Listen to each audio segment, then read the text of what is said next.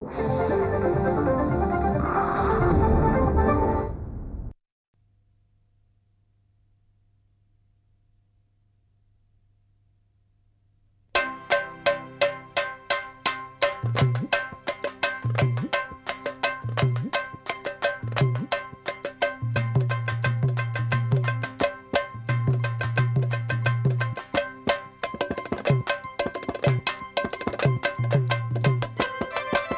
मुंबई बंदर साऱ्या दुनियेत सुंदर, हे मुंबई बंदर साऱ्या दुनियेत सुंदर, छानदार हल्लीच्या वेळी जण दिवा ग संध्याकाळी, चहूकडची हवा दिसे पिवळी, जण दिवा ग संध्याकाळी, चहूकडची हवा दिसे पिवळी, भारी मजेदार भारी मजेदार.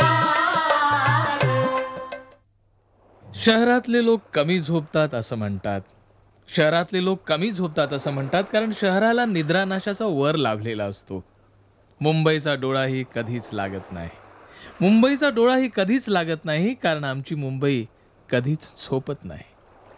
रात्रीची मुंबई जरीमरीच्या झगमगीत पोशाखातल्या सुंदर तरुणीसारखी, हळूहळू चढत जाणाऱ्या गोड मंद वारुणीसारखी.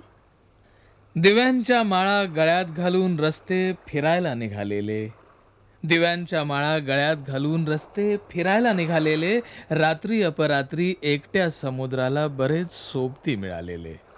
मुंबई रात्रीची बरी की दिवसाची खरी, मुंबई रात्रीची बरी की दिवसाची खरी कुणाला कधीच कळलं नाही. तरी मुंबई नगरी हलती बोलती सतत जागती मुंबई नगरी.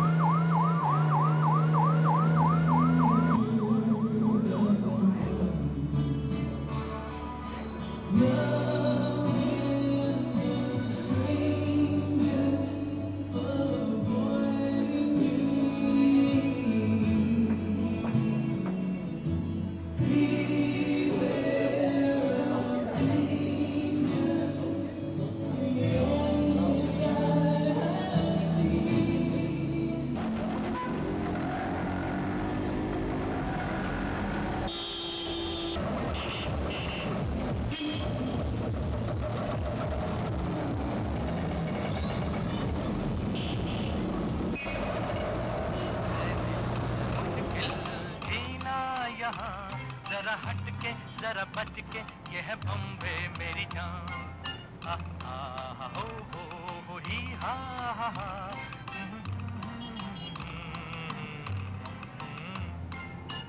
दिल है मुश्किल जीना यहाँ, जरा हटके जरा बच के ये है बम्बे मेरी जान.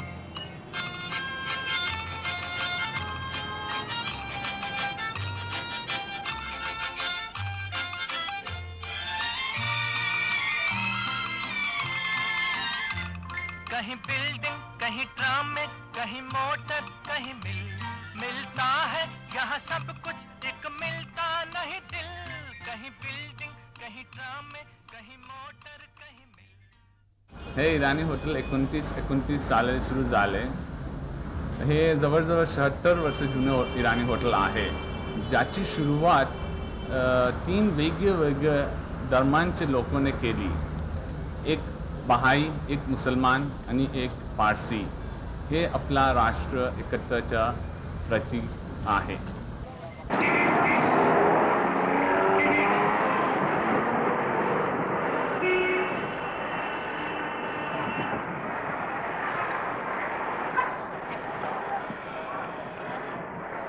मुंबई नेहमी जागीच असते. रात्रीचं शहर, आभासांचं, स्वप्नांचं, झगमगाटाचं. काहींसाठी ही रात्र कष्टाची असते, काहींसाठी ऐशोआरामाची आणि काहींसाठी उद्याच्या जय्यत तयारीची.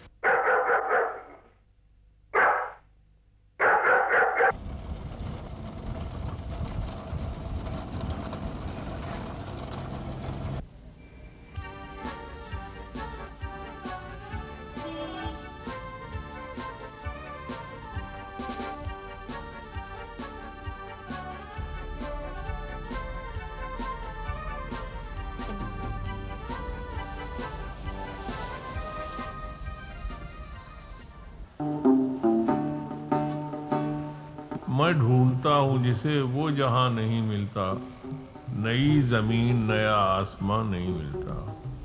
नई जमीन नया आसमां भी मिल जाए, नए बशर का कहीं कुछ निशान नहीं मिलता। खड़ा हूँ कब से मैं चेहरों के एक जंगल में, तुम्हारे चेहरे का कुछ भी यहाँ नहीं मिलता। वो तीर मिल गई जिससे हुआ है कत्ल मेरा, किसी के हाथ का उस पर निशान नहीं मिलता।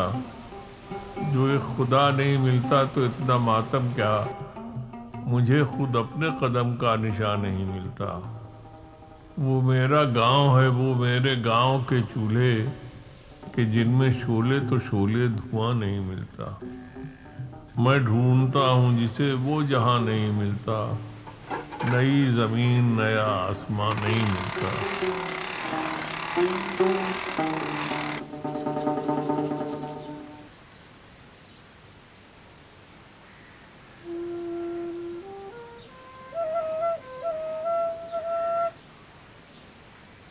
हे रामचंद्र धोत्रे, दादर स्टेशनच्या बाहेर या. दादर हिंदू हॉटेल ओलांडलत की त्या शहरी गोंगाटातच तुम्हाला बासरीचे स्वर हळुवारपणे रेंगाळताना ऐकू येतील. या सुरांकडे तुमचं खरं तर दुर्लक्षच होईल, पण जाणकाराचे कान मात्र नक्कीच टवकारले जातील. रामचंद्र धोत्रे, बांबूपासून बासरी बनवण्यात वाकबगार असणाऱ्या थोडक्या कारागिरांपैकी एक. त्यांच्या गिरायकांमध्ये हौशी मंडळी तर आहेतच, पण शिवाय पंडित हरिप्रसाद चौरसिया, पंडित राघवेंद्र राव, पंडित नित्यानंद हल्दीपूर, पंडित रोमू मजुमदार यांच्यासारखे मातब्बर बासरीवादक सुद्धा त्यांनी बनवलेल्या बासऱ्या वापरतात. मुंबई राष्ट्राच्या अनेक कलांचा खजिनाच आहे. इथे नवीन कलाकारांना नेहमीच वाव मिळत आलेला आहे. नाटक, सिनेमा, नृत्य, संगीत या सर्व क्षेत्रातली मंडळी इथेच घडवली गेलेली आहेत, इथेच वाढवली गेलेली आहेत. रियान थिएटर सगळ्यात मोठं, एल्फिस्टन आहे धाकट, मुंबई थिएटर आहे छोट पण खूप नकली. कळलं का? विक्टोरिया थिएटर मोठं, त्याच्या कारभाराचा थाट. विक्टोरिया थिएटर मोठं, त्याच्या कारभाराचा थाट. राहील थिएटर जळालं, त्याची राख फेकली.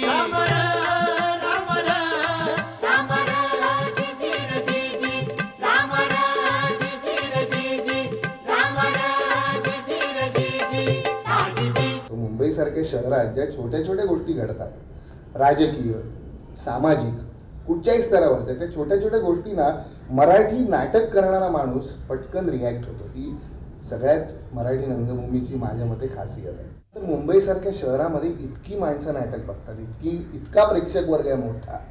जर आम्ही एखादी गोष्ट केली आणि त्याला समोरून प्रतिसाद जर मिळालाच नाही तर ती गोष्ट करण्यामध्ये काही अर्थ नसतो. त्यामुळे मला असं वाटतं की आताचा मराठी नाटकाला येणारा प्रेक्षक हा प्रेक्षकही हळूहळू इतका प्रगल्भ व्हायला लागला आहे की अशा प्रकारचं समस्या प्रधान नाटक केल्यानंतर तो त्याला पटकन रिॲक्ट होतो. आणि आपल्याकडे तर प्रेक्षक हा समृद्ध होत झालाय विशेषतः मराठी नाटकाला. पण सरकार ही पोरं सभ्य आहे, वाजवीपेक्षा जास्त सभ्य आहे. जसजशी आपली मुंबई शहरामध्ये लाईफस्टाईल बदलते, त्या बदलत जाणाऱ्या लाईफस्टाईलशी नेहमीच मराठी नाटक हे जुळवून घेत आलंय. आणि त्या लाईफस्टाईल प्रमाणे मराठी नाटकाची पेस ही कायम, लय ही कायम बदलत आलेली. आज जर बघितलं तर थोडंसं जी पॅरलल रंगभूमीवरची चळवळ आहे, ज्याला छबिलदास मुवमेंट असं आपण नाव देतो, पण छबिलदास हे त्या खरं म्हणजे त्या नाट्यगृहाचं नाव आहे.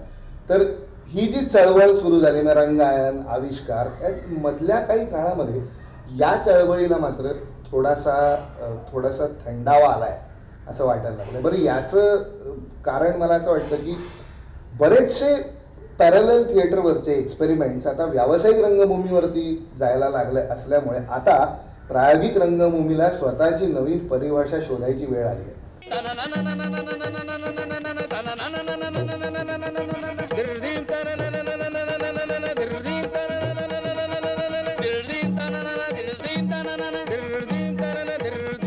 म्हणजे जसं घाशीराम कोतवालनी एकदम एक नवीनच प्रकारचं नाटक त्या काळामध्ये लोकांना दिलं, किंवा त्याच्या आधीचं विजय मेहता, दामू केंकरे, आत्माराम मेंढे, हा सगळा पिरियड, की म्हणजे माणूस नावाचं वेट, श्रीमंत, शांतता कोर्ट चालू आहे, या प्रकारची नाटकं त्या काळामध्ये जेव्हा आली, तर तसं आता होत नसलं.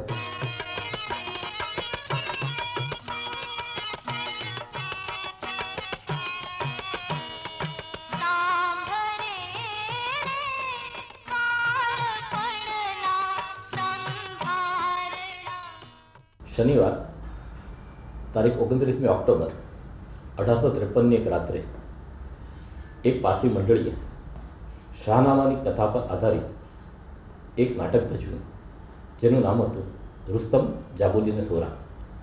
અંગ્રેજોનું જોઈને ગુજરાતીઓએ શરૂ કરેલી આ નાટ્ય પ્રવૃત્તિ આજે 150 વર્ષ પછી પણ, અંગ્રેજો ગયાના 50 વર્ષ પછી પણ ગુજરાતીઓ માટે માત્ર શોખની, હળવા મનોરંજનના સાધનની પ્રવૃત્તિ રહી છે.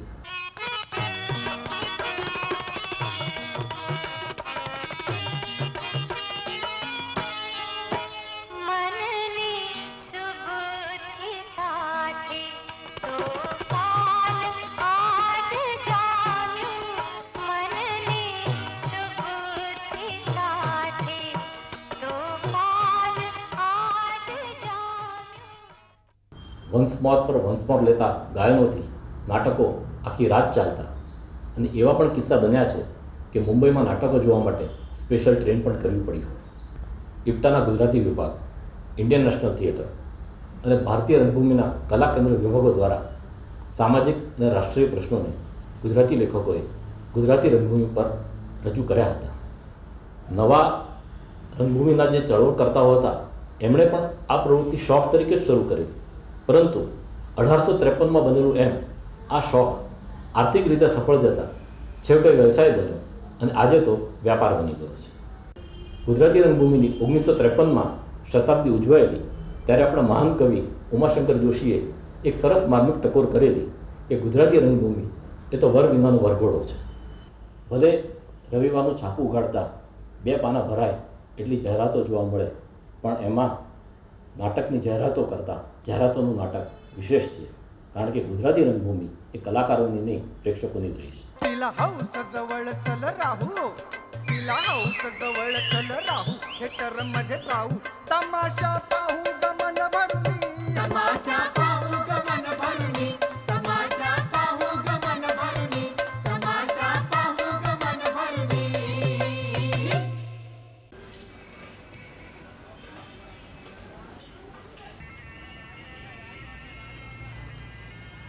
न्यू हनुमान थिएटर हे मुंबईतलं या 1997चं 50 वर्षाच्या काळातलं थिएटर गेली 2 वर्षापूर्वी आम्ही दुरुस्तीच्या कारणासाठी बंद केलं आणि ते पाडलं. याची स्थापना 1948 साली झालेली आहे. होण्याचं कारण असं की त्यावेळेला ते वातावरण होतं तमाशाचं मुंबईमध्ये, आणि मुंबईमध्ये त्या काळामध्ये 19 तमाशाची थिएटर झाली. ती होण्याचं कारण असं की हा जो विभाग आहे सगळा, लालबाग, परळ, वरळी, नायगाव, तुमचं काळा चौकी, डिलायल रोड, भायखळा, हा सर्व विभाग हा मिल मजदूर, गिरणी कामगार, कारखान कामगार, श्रमजीवी वर्गाची मंडळी ह्या परिसरात राहत असल्यामुळे, त्या लोकांच्या आवडीचा हा करमणुकीचा प्रकार असल्यामुळे या परिसरामध्ये ही 19 तमाशाची थिएटर होती.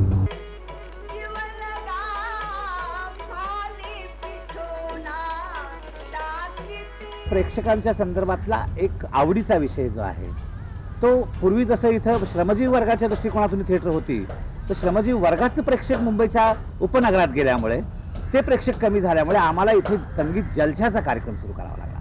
संगीत बाऱ्यांच्या रूपाने ज्याने लावणी, महाराष्ट्राची राणी जिला म्हटलं जातं, तमाशाच्या साहित्यातली तमाशाची राणी लावणी जिला म्हटलं जातं, त्या लावणीचं प्रदर्शन करणाऱ्या अतिशय मातब्बर स्त्रिया आमच्या ह्या रंगमंचावरती नाचून गेलेल्या.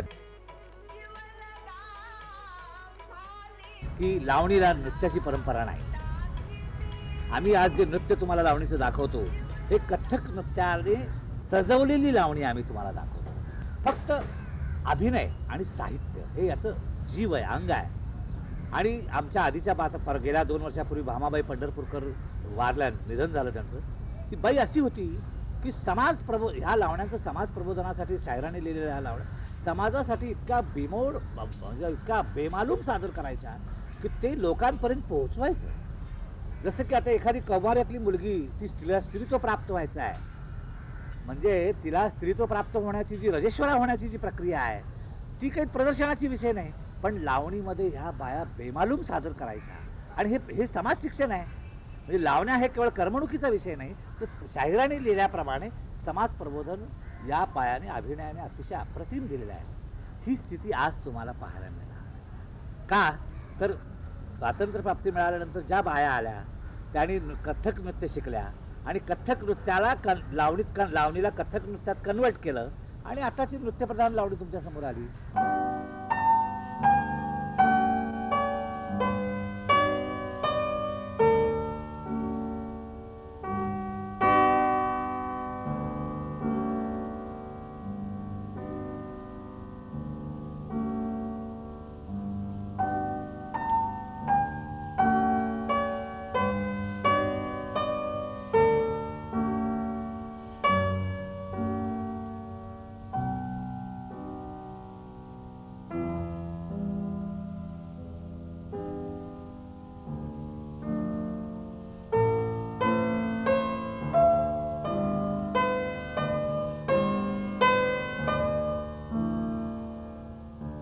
मुंबईचे निस्सीम इझिकेल हे सर्वसामान्यांच्या शैलीत इंग्रजीतून काव्यरचना करणारे पहिले भारतीय कवी होत.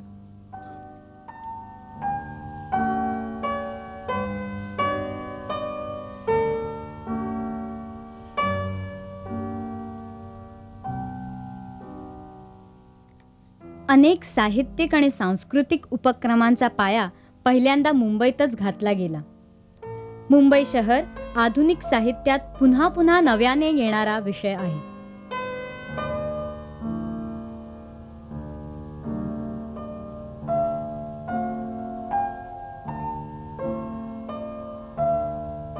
इंग्रजी रंगभूमी हळूहळू इथे जोपासली गेली, वाढवली गेली, मोठी झाली. आणि हे आहे मॉटलीचं वेटिंग फॉर गोदो. You go and stand there. There. Don't move and watch out. Back to back like in the good old days, eh? You see anything coming? What? Do you see anything coming? No. Nor I. Must have had a vision. What? Must have had a vision. There's no need to shout. आमचं नाव फरीदून डोडो भुजवाला आहे. मी अंग्रेजी थिएटरमध्ये कलाकार आहे. मी acting आणि dancing choreography सगळं करते. आणि आमचा जन्म यहाँ पर हुआ और आमचा पढ़ाई और मी मोठा यहाँ पर चर्चगेटमध्ये झाला आहे सगळं. तुम्ही इंग्रजी थिएटर करता तर आज काय परिस्थिती आहे मुंबईत इंग्रजी थिएटर? परिस्थिती लई चांगला है कि आता सिर्फ कमर्शियल थिएटर और ये जो सब बेडरूम पास और ये जो सगळा एकच चीज़ नहीं है. आता आम्ही लोग एक्सपेरिमेंटल भी करू सकते हैं क्योंकि आता ये टाटा एक्सपेरिमेंटल आहे. तो मैंने ते नॉमिनल रेटमध्ये आम्हाला काही पैसा नाही मिळतील तो भी आम्ही काय पण आम्हाला दिमागमध्ये आहे जो थिएटरवर स्टेजवरती टाकायचा तो हम लोग करू सकते. ऐसा 10-12 साल पहले ते नहीं कर सकते क्योंकि ऐसा मौका ही नहीं था, स्टेज स्पेस ही नहीं था क्योंकि हॉल के लिए 5,000-6,000 देना ही पड़ता है. यहाँ पर अभी कुछ नहीं, उन लोग हमको देंगे रिहर्सल जगह देंगे और जो भी स्क्रिप्ट उन लोग देखेंगे अच्छा ये चालेल ये ज़्यादा ये बाजू वो बाजू नहीं लैटरल थोड़ा है मैंने जो कमर्शियल थिएटर नहीं है ते करूँ सकते मैंने थोड़ा नई चीज़ और एक्सपेरिमेंटल चीज़ वो हो सकते नहीं तो पहले वो नहीं हो सकता था. अभी जो भी दिमाग में आता है चलो स्क्रिप्ट लगाएंगे, ट्रायल करेंगे, रीडिंग करेंगे, देखेंगे छोटे ऑडियंस में कैसे चलते हैं, फिर उससे आगे बाजू सब लगाते हैं. बरं, तुम्ही एक अभिनेता आहात, तुमच्या दृष्टीने मुंबई कशी आहे, काय वाटतं तुम्हाला मुंबईकडे? फार वाटते की ज़्यादा एनर्जी आहे आणि सगळं मैंने कोई क्लास सिस्टम असं नहीं होते मैंने छोटा मोटा लोग एक ही जाते सगला बम्बई वाला ही है इधर से उधर से ऊपर नीचे सब साथ में सब एक ही एनर्जी के लिए मैंने एनर्जी फार है. आणि जो ऐसा हाथपीट है उसका जो बम्बई का हाथपीट है और दूसरा शहर में नहीं मिलते और दूसरा हो ही नहीं सकता क्योंकि यहाँ पर सगला ये थे ना मैंने पात सुन दरिया सुन इक्रेसन तिक्रेसन सगला यहाँ पर आते हैं सब बेलपुरी खिचड़ी इधर जाते हैं.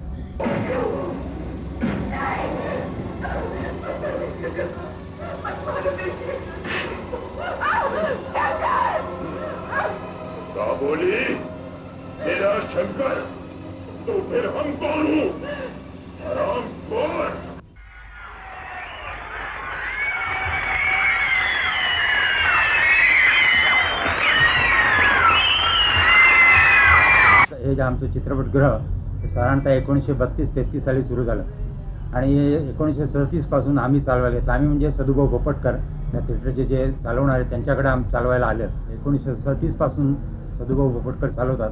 त्यांच्यानंतर त्यांचे मोठे चिरंजीव नानासाहेब चालवत होते. त्यांच्यानंतर आता त्यांचे धाकटे चिरंजीव बाबासाहेब भोपटकर हे सध्या हे थिएटर चालवतात.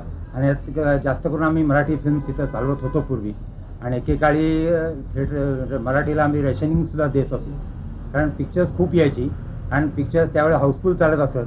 त्यामुळे आम्हाला ते प्रत्येकाला असं काहीतरी विभागून वाटून द्यावं लागत आहे. आणि हाऊसफुलमध्ये सुद्धा पिक्चर्स काढावी लागत असत. शांताराम बापू, आनंद माने, कमलाकर तोरणे किंवा असे जे काही दादा कोंडके असे जे काही चित्रपट निर्माते होते त्यांना आम्ही ठराविक आठवडे असे पूर्वी देत असू. आम्ही मिलचा संप झाल्यापासून जरा मराठी पिक्चरचा थोडासा फरक पडला. संप झाल्यापासून इथला मराठी ऑडियन्स बराचसा कमी झाला. म्हणजे लालबाग परळमध्ये मिलचा संप झाल्यामुळं त्या संपामुळे बरेचसे लोक इथून निघून गेले. त्यामुळे जरा मराठी पिक्चरवर परिणाम झाला. त्यानंतर थोडं मराठी पिक्चर आता म्हणावे अशी तितकी चालत नाही. त्यामुळे मग आम्हाला थोडंसं हिंदी पिक्चर चालवावे लागतात.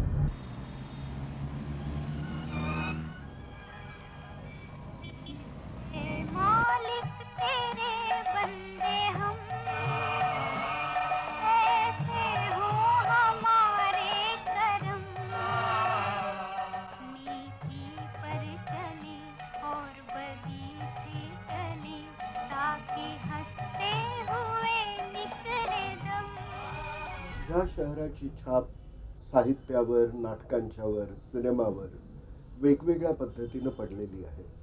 परंतु सर्वसाधारणपणे मराठी आणि इतरही साहित्यात आपल्याला असं दिसतं की मध्यम वर्गाच्या बद्दल बरंच काही लिहिलं गेलं, चाळ संस्कृतीच्या बद्दल बरंच काही लिहिलं गेलं. परंतु ह्या शहरामध्ये बहुसंख्येनं असलेल्या इतर लोकांच्या बद्दल फारसं लिहिलं गेलं नव्हतं. आणि ती सुरुवात मला वाटतं दलित साहित्यातून झाली.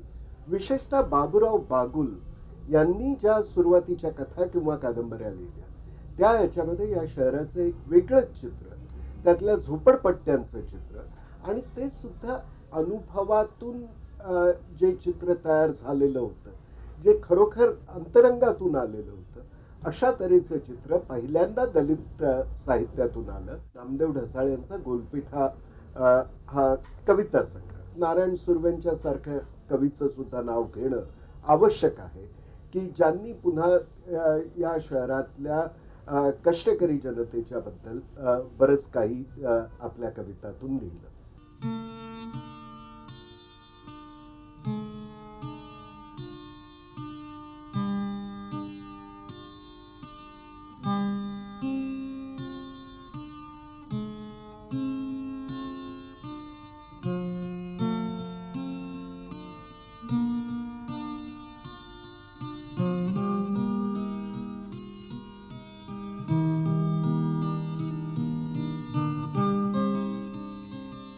एकोणीसशे 40 ते 50च्या दरम्यान प्रोग्रेसिव्ह पेंटर्स ही चळवळ मुंबईतच सुरू झाली, ज्यात भारतीय विषय युरोपियन शैलीत मांडले गेले. स्वातंत्र्यपूर्व काळापासून जे स्कूल ऑफ आर्ट्सने चित्रकार, शिल्पकार आणि यांच्यासारखे अनेक कलाकार आपल्याला दिले आहेत.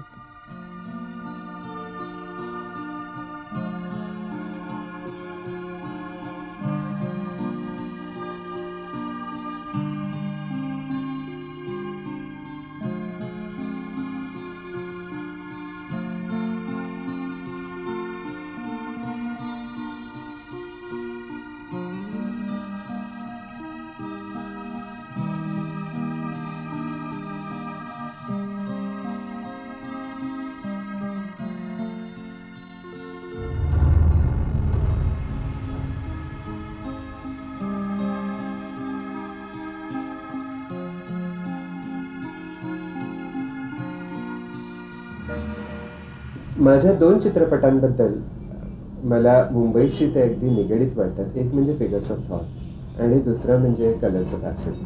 कलर्स ऑफ ॲब्सेन्स जहांगीर सभावालांच्यावरती आहे आणि जहांगीर सभावाला हे मुंबईतले. मला वाटतं कलर्स ऑफ ॲब्सेन्समध्ये ह्या दिस इज अ व्हॅनिशिंग वर्ल्ड. एका जसं संधीप्रकाश जात असतो तर तशा प्रकारच्या संधीप्रकाशात काढलेली काही चित्र, असं मला कलर्स ऑफ ॲब्सेन्सबद्दल वाटतं.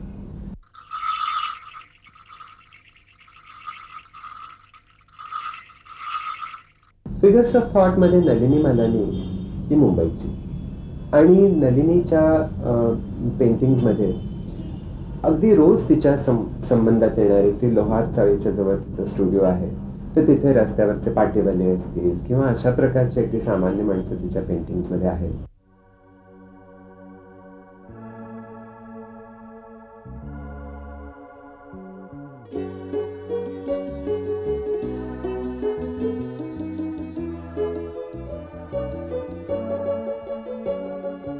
मुंबईचे 9 विद्यार्थी आपापल्या हातात कॅमेरा घेऊन आणि एखाद्या कुशल छायाचित्रकाराची बुद्धी आणि दृष्टी घेऊन रस्त्यांवर शहराच्या खाणाखुणा टिपू लागले.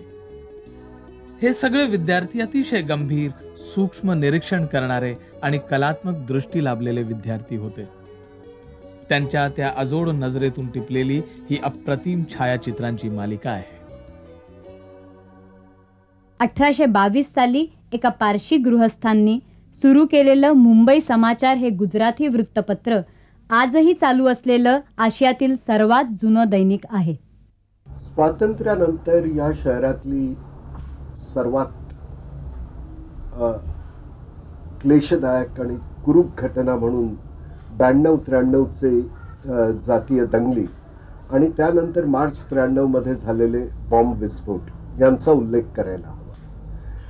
ज्या गोष्टी घडतील किंवा घडू शकतील या शहरात असं वाटलंच नव्हतं, त्या तऱ्हेच्या दंगली 92 आणि 93 मध्ये या शहरात झाल्या आणि मानवी स्वभावाचा, मानवी वागणुकीचा एक अत्यंत घाणेरडं असं स्वरूप त्यावेळेला समोर आलं आणि त्याचा धक्का सुद्धा या शहरातल्या अनेक लोकांना बसला आणि कदाचित अजूनही हे शहर त्या धक्क्यातून पूर्णपणानं सावरलेलं नाही.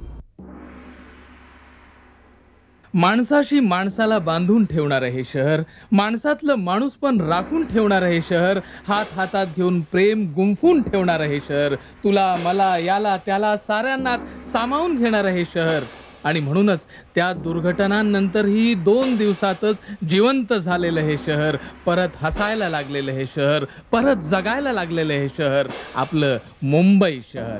मुंबई शहर.